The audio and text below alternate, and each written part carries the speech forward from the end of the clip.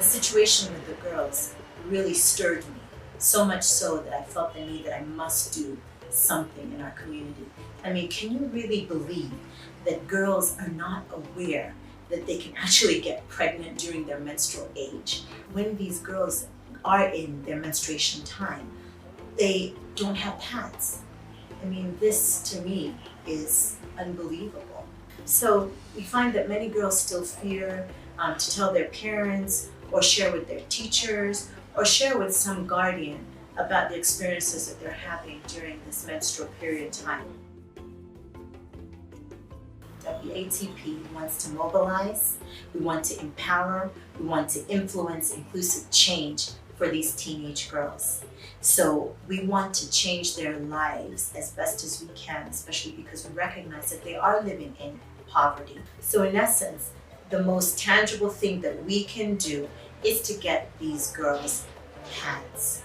So one of the things that we recognize that we can do is we can actually work with teenagers, not just teenage girls, but teenagers as a whole. And we can develop ideas to rid the country of this teenage pregnancy problem. I believe that tackling the menstrual issue is a great way to begin this process. In some of the schools in Gombe, head teachers report up to 15% cases on teenage pregnancy.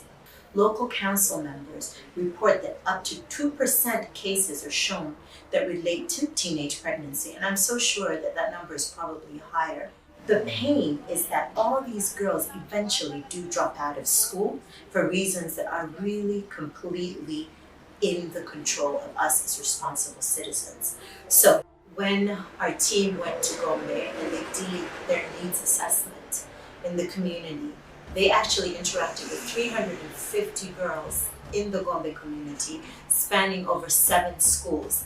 And some of the key issues that they found that actually were identified as reasons for early teenage pregnancy is poor family background. That was one. We found that alcohol and drug abuse was a huge issue. We found that girls walking at night, hanging out in, let's say, the local market was a huge issue. Obviously, poverty among families is a problem. Young girls love luxurious things, and usually things that they actually can't afford. There's a huge shortage of empowerment and health education activities within that community to actually impact and actually help these girls in a positive and sustainable way. As I said in the beginning, the key one is pads. Obviously, that's the most tangible one. But then there are also other things that we can do as informed, responsible citizens to help out this community. For instance, we can have routine menstrual health education in schools. We can have relationship with these head teachers, especially with the 7 schools that we actually interacted with, and have programs where we actually sensitize, talk to the girls, and help them understand this period in their life. We can have skilling programs where we actually have these young girls do something and earn money, for instance, by creating and making reusable pads. We've also learned that a lot of these girls want personal development programs. And in these personal development programs, they can actually be taught to have self-worth, resilience, self-esteem, build up their inner self in a positive way so they don't have to rely on some man, some stranger taking care of them.